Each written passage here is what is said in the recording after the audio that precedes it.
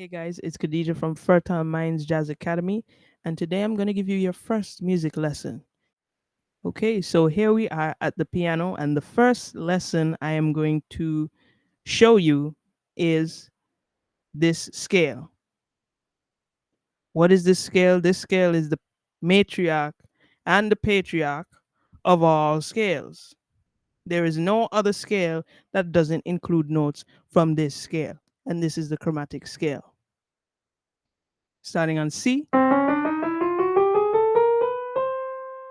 it includes all of the 12 notes that are available to us in Western music. So you see a lot of notes here on this piano, but there's just 12 of them repeated over and over again.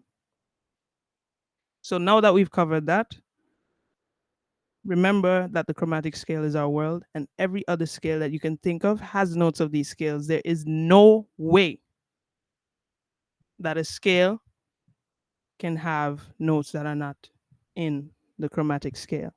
And another thing to note about this wonderful chromatic scale is that it is symmetrical. No matter what note you start on, you will still get all the 12 notes that are available to us in Western music.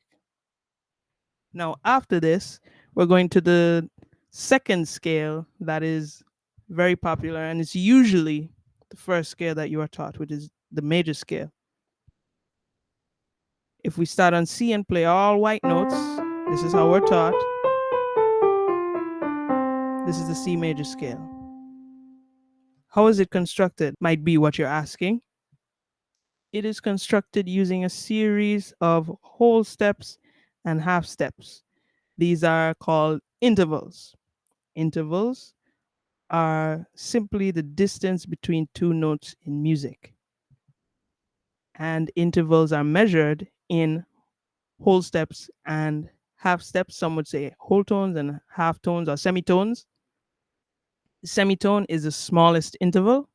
So if we're here on a nice C and we want the note a semitone above C, we're looking for the closest note to C, which is this note here. Usually, if you start on a black note or on a white note, the closest note to it would be a black note. If you start on a black note, the closest to it would be a white note, with the exception of E and F and B and C. These are the semitones where if you're asking for a semitone above from B, it's C, and it's also a white note. So just like how we measure distance in life, we use centimeters, millimeters, whatever, depending. We have in music the measurements whole steps, half steps, whole tone, semitone.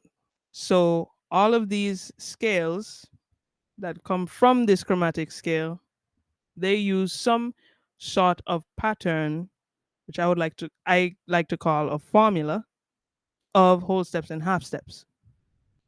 For the major scale, it is whole, whole, half, whole, whole, whole, half. Now, if you start on any note of the 12 that are given to us, you will realize that using this formula, you will get a major scale. So it's not just white notes anymore, it's a formula.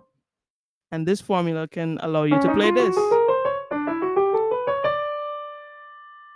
So let's construct a scale using this formula. We're going to start on G. Now remember the formula. We want a whole step up from G, which is A. Another whole step. Half step. Whole step. Whole step again. Whole step. Half step. There you got your G major scale. You start on any note. You can start on this note. You can start on this note. You'll get the same thing. The major scales.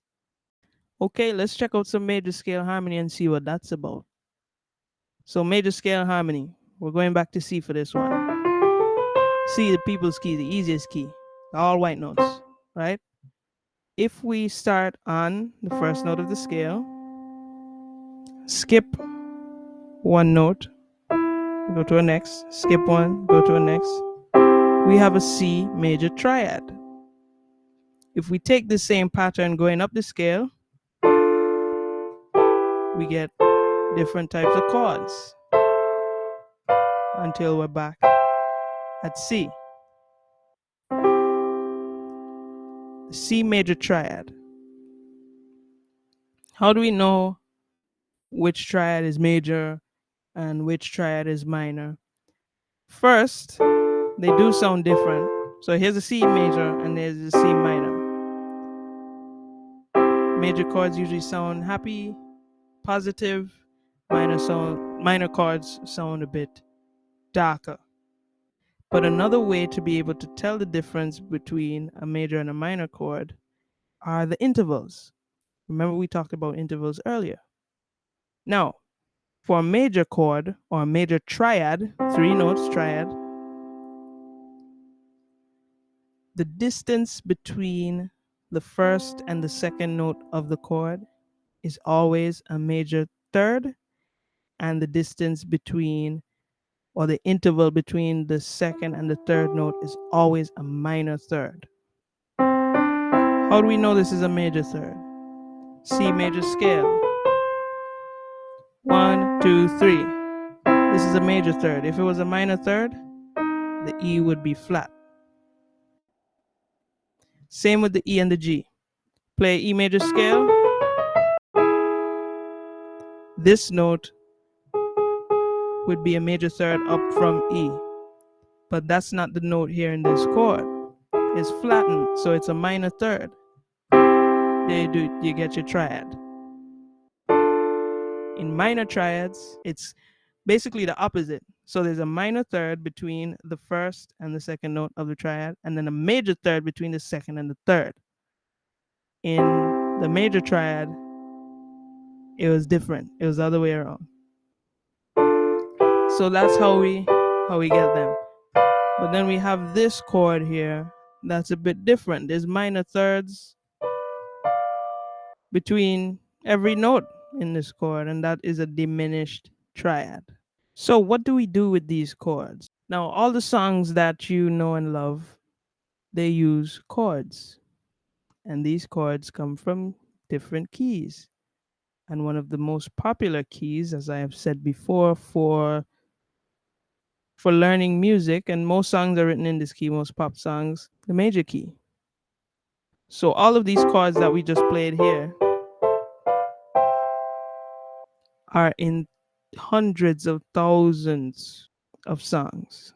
We have major, and notice that the 1, the 4, and the 5 chords are major. 2, 3, and 6 are minor, and 7 is diminished. So that's your first music lesson. Once you know this basic information about the chromatic scale and then the major scale, then we can move on to making chord progressions and all that cool stuff. Hope you enjoyed this one. Stay tuned for the rest.